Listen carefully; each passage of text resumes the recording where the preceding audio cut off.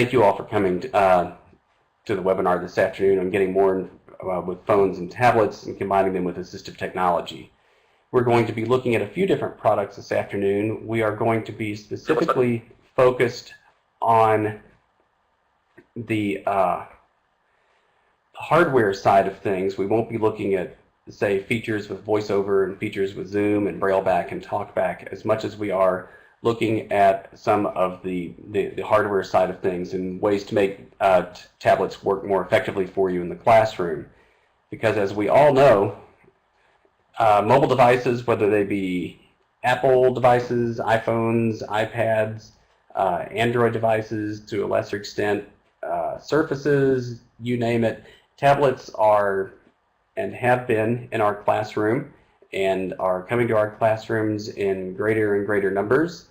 So we have an obligation to try to figure out how to utilize the resources that are available on tablets as efficiently as possible so that our students can, when possible, use mainstream technologies. And we offer a number of assistive technology products that will make that a lot easier to happen.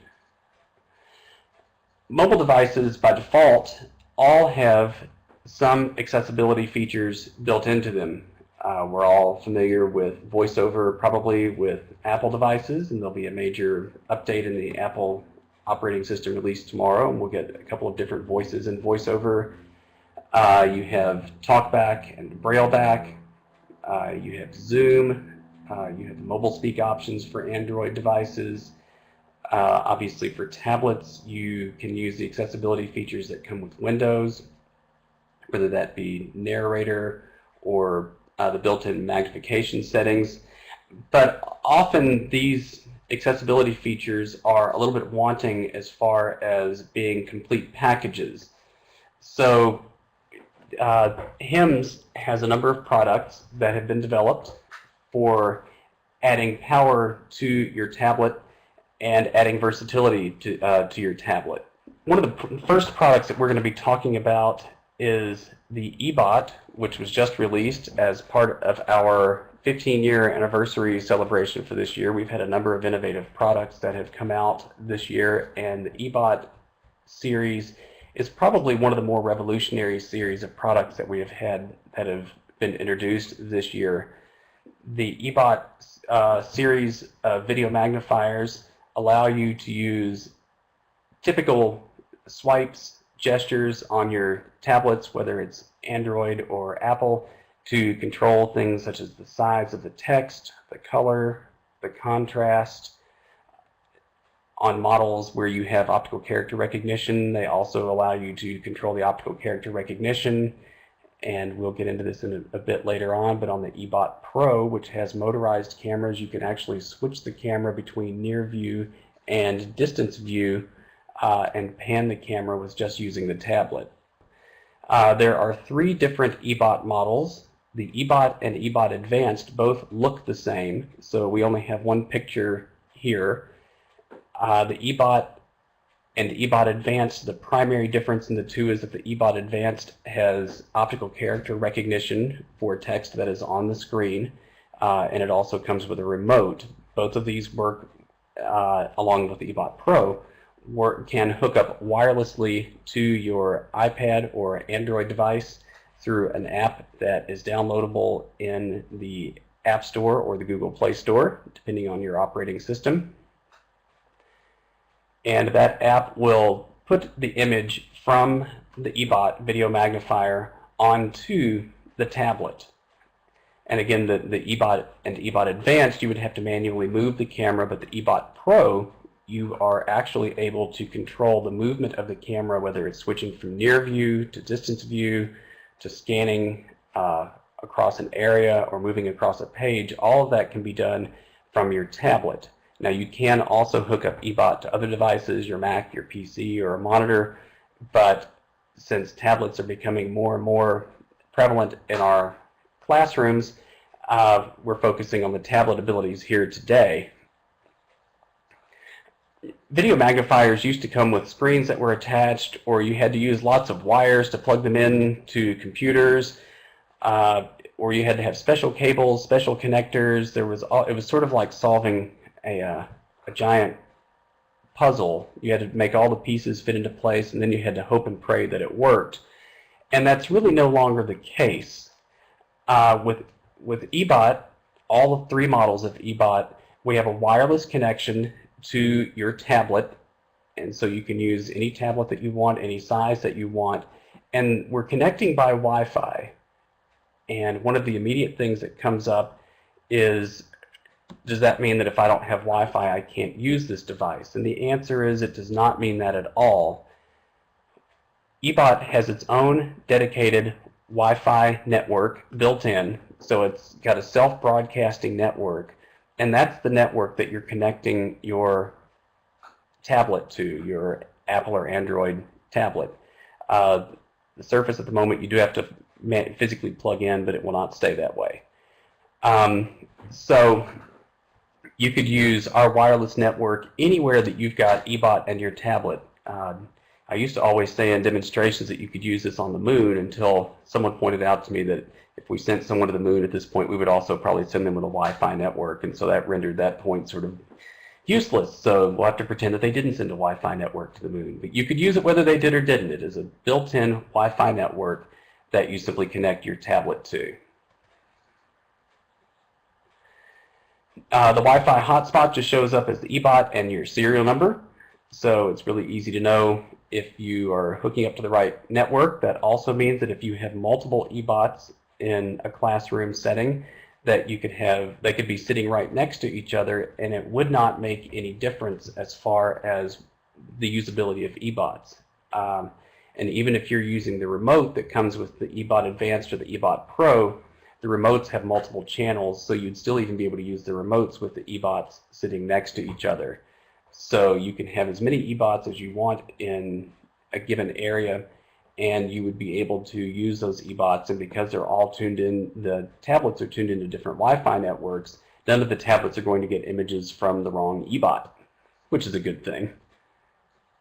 As I was saying earlier, you can use just basic tablet gesture controls. You can, the easiest, the one that I always remember without any second thought is to make the text bigger. I just spread my fingers out. To make the text smaller, I spread my fingers in. I can do swipes to change my colors, to change my contrast. I can zoom in if I'm looking at something like a whiteboard or a smartboard from the back of the room. Something that someone asked me recently that would also be possible to do is if you wanted to have the Ebot, this would work particularly well with the Ebot Pro, since it's got motorized cameras and you could control the camera movement from the iPad. If you wanted to put the Ebot closer to the front and you wanted to sit closer to the back and view the images from a whiteboard or a smartboard with the camera being a little closer up, that would also be possible because your wireless network is going to work for it. Obviously, it depends on where you are and all kinds of different factors, but it's going to work for at least about 100 feet around you. So you'd be able to be in the back of the room and still be able to control that camera on the Ebot Pro. And so if you wanted the Ebot Pro to be sitting closer to the front, so you didn't have to zoom in over so many people's heads, you would be able to do that as well. So that's a little bit about our Ebot in conjunction with tablets. Keep in mind that this is working on your Apple platform, your Android platform. This is also compatible with your Surfaces, so it's working on your Windows-based tablets, and now you're seeing a lot of other tablets Windows-based. You've got some really cool Dells that are out there and a number of other choices, so you have a wide array of tablets that you can choose from. One thing to note here is this does not work on your smartphone.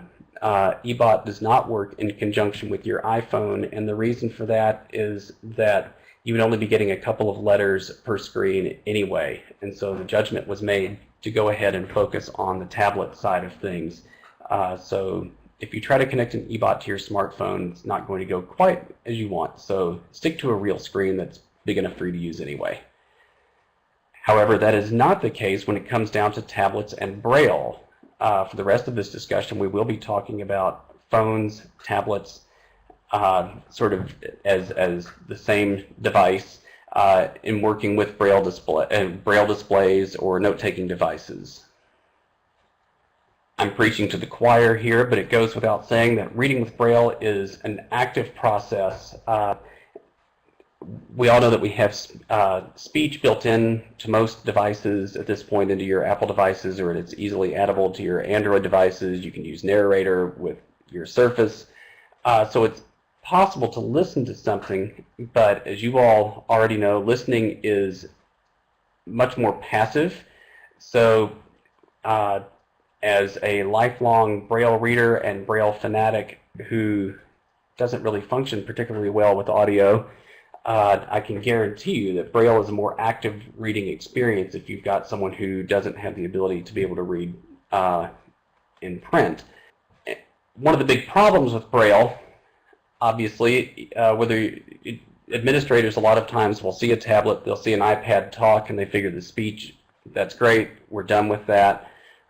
Here's your accessibility kid, good luck, this thing talks, let's move on. And unfortunately, it doesn't really quite work out that way. Braille ends up being, from a pure economics standpoint, something that makes sense. What we're trying to do, and again, this is preaching to the choir, we are trying to make our students into tax-paying citizens instead of people who are taking money out of the system. So just a brief look at some of the employment numbers that a lot of you all have seen before, but depending on whose statistics you use, anywhere from 59 to 74% of blind people are unemployed. That's a horrible number. It's a thoroughly unacceptable number.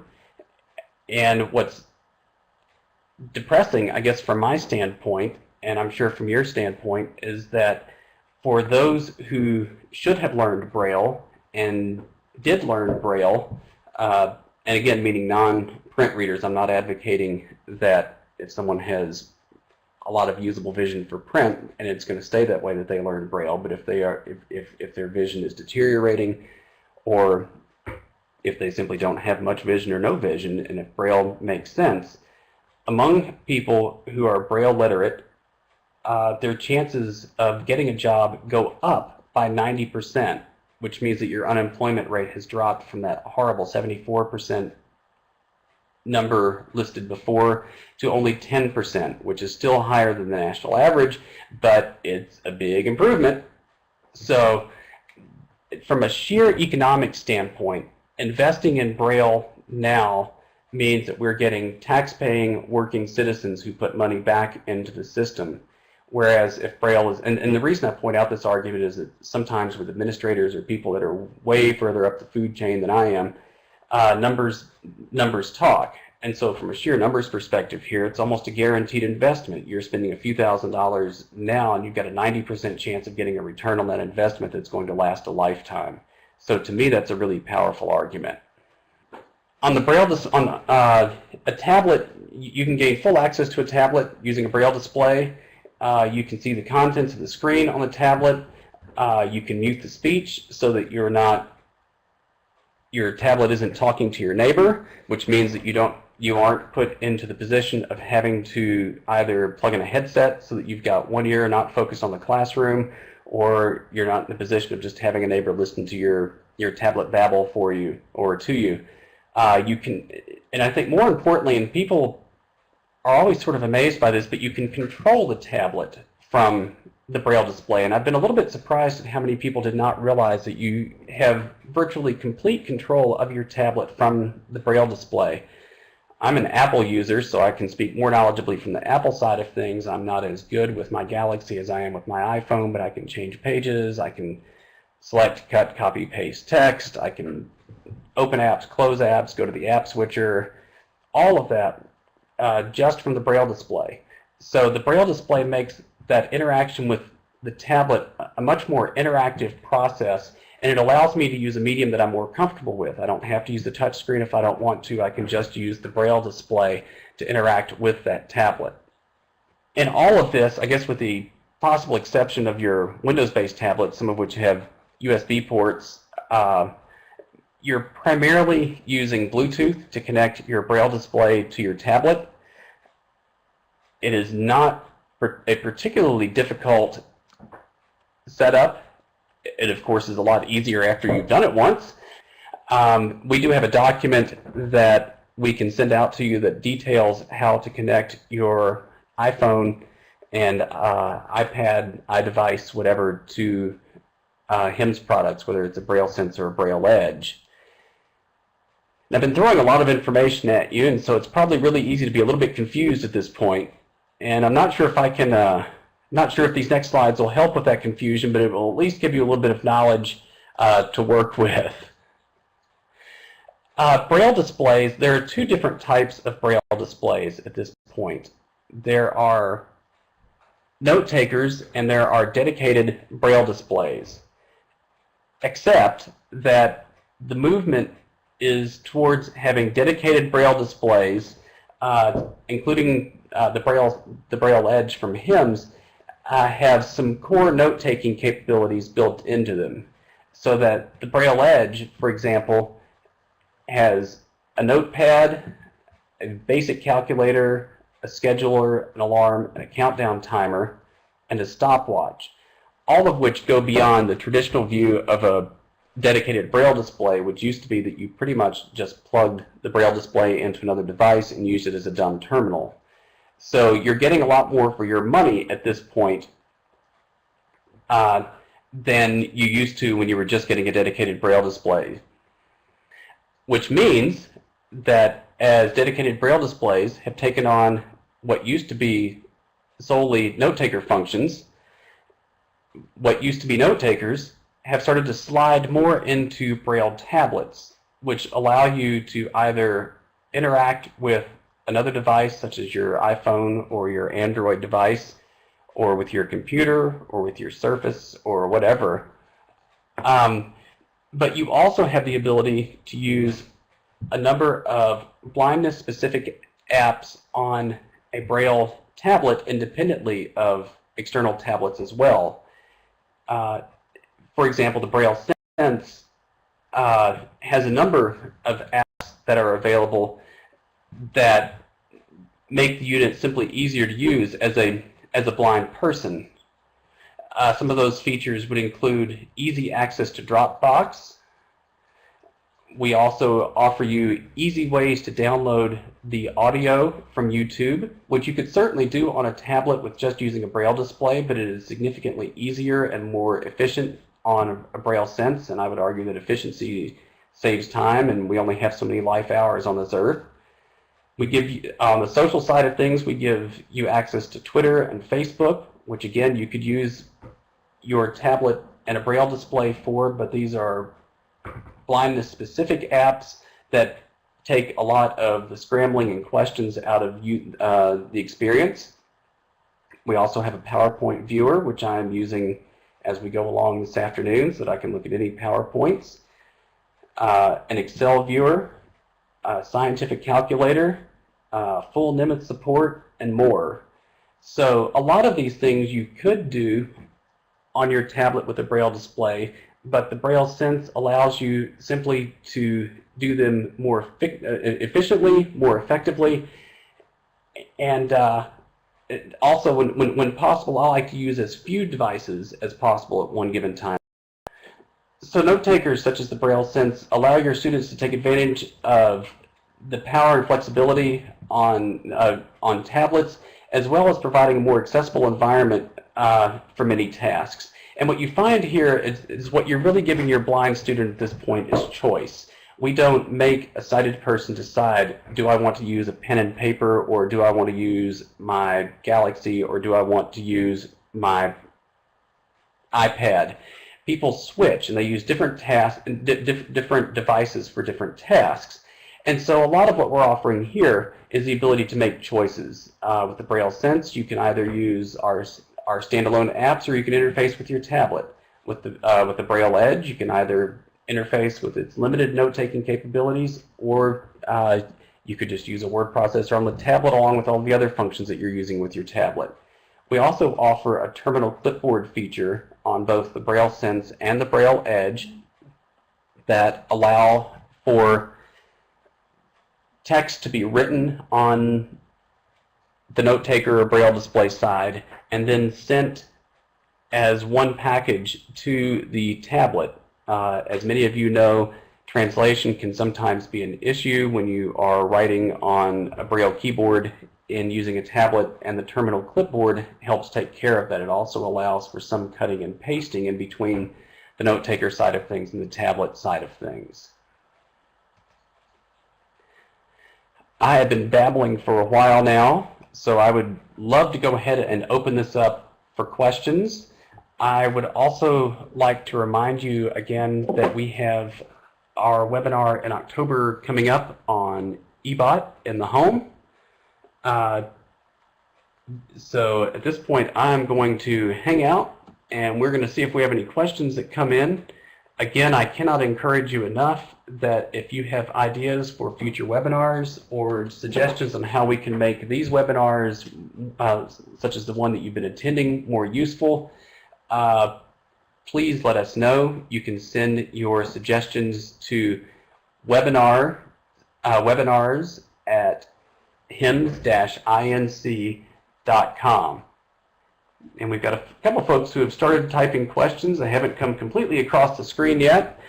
So while we wait for those to come across the screen, make sure to be on the lookout for us. We're going to be at a number of state AERs in the fall. We're also going to be at events such as GVest in Georgia, and we're going to be at PATAN, which is the series of exhibits across the state of Pennsylvania. We are all over the place. So be on the lookout for us in the fall, and we'll see you then. And here we have our first question. Greg asked if multiple devices can be connected to an Ebot via one hotspot, so that you'd have multiple students be able to view the image off of the same item at the same time. That is something we've had a lot of requests for. The immediate answer is no. Here's the problem that we're wrestling with for that. If we allow for multiple tablets to hook up to one Ebot, who's going to be in control? If I have one student who has significantly more vision than the other student, can they, so that one student wants to text really, really big and the other student wants to text really, really small, who's going to control that? At the moment, the iPad is simply working, or the tablet is simply working as a means to control the Ebot. So you would have people fighting for control. There may be a way around that in the future, but at the moment, that has proven to be our hang-up with mirroring. As you probably know, on Apple devices, at least on your Mac, you can mirror Braille displays, and they let you specifically dictate who is going to be in control, which solves that problem. But it's almost done more from a control as an administrator or a teacher, so that the students are all seeing the same thing on the display, and it's a little bit harder to do with this. There's a question here asking if we can come to Virginia. I am going to be at Virginia AER early next year, which is really cool because it's been a long time since I've been in Virginia. By all means, send me an email at dave@hims-inc.com, and we'll find a way to get to Virginia. There's a question wanting to know if I said that, and to make sure that someone understood that PowerPoint Viewer is available on the Braille Sense products, and the answer is yes, it certainly is. As of version 8.2 of our firmware, there is a PowerPoint Viewer that will support PPT and PPTX files, so you can open virtually any PowerPoint and view the text of the slides on the Braille Sense, and this will work on Braille Sense Plus models along with Braille Sense U2 models. And to update your Braille Sense and all of our updates, this is a good time to point out that updates have always been and will continue to always be free from HIMSS, no matter what the product is. If you go to your file manager by hitting function key 1, go to Utilities, and then hit Upgrade, choose Online, and the Braille Sense will take care of the rest for you. So it's a pretty easy process to update the Braille Sense. I should also point out that our QWERTY models, or our computer keyboard models, offer full support for Apple and Android devices, so that you are not forced to use the FDS and the JKL keys to create Braille when you're using the keyboard for Braille entry, which is pretty cool. We have another question. Here's someone wanting to know about the test-taking features. And I so totally miss this, and it's one of the things that I really fought for. So I should be whacked for missing this. The BrailleSense U2. Now this is U2 specific. Does not work on the Plus. There are some less stringent things that will work on the BrailleSense Plus, but on the U2, if you go into the menu manager, which is available through settings, you can lock out various features on the BrailleSense. And then there is a keystroke, which send me and this sounds really paranoid, but I don't want this to get into the hands of students. Send me an email and I will send you the keystroke or the command that will then let you lock the BrailleSense and enter a password so that your student literally would have to be able to know the password to unlock the features. So that, for example, if you didn't want your student to have access to the internet browser or email or Facebook or Twitter or the spell check or the dictionary during a test, you could simply lock all of those features out and password protect the unit so that only you would be able to turn those features back on. This is also useful for just getting rid of things like, say, the FM radio that you don't want your students to be able to use in class anyway.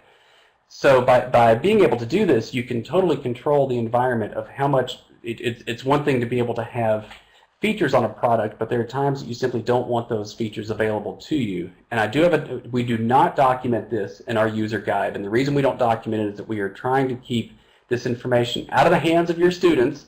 So if you send me an email, I will send you a document that will explain all of this. And my email address is Dave, D-A-V-E, at hims-inc.com.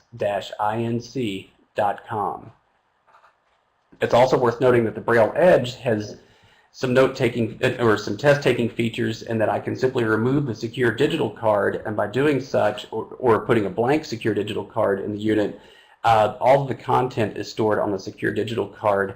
Thus, if the card that folks are used to having in there isn't the one that's in there, then you can control the information that's available to your student on the Braille Edge as well.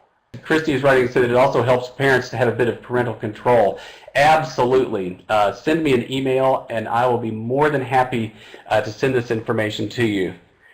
It is really very cool. It also allows you to have a very basic unit with only a couple of things on the menu, and then as the person becomes comfortable with the operating system, to add more and more features to the device. This is a good time to remind you again that we have our webinar coming up on the first Tuesday in October on Ebot and the home. So we sure hope to have you there as well. And some of you who've been here from the beginning are tired of hearing this, but I would love to have your suggestions for ways that we can make these webinars more useful to you. Please send your suggestions to webinars, W-E-B-I-N-A-R-S, at hims-inc.com. Let's see, do we have one more question? I guess I should also work in here the HIMSS phone number, 888-520-4467. And I'd like to remind you again that this is our 15-year anniversary. We've been doing a number of 15-year anniversary events around the country. If you come to see a presentation that I'm doing in person at any of the AERs or at any of the shows that we're at in the fall, I usually carry some $15 Starbucks gift cards that I randomly hand out as a blatant bribe to get you to be there.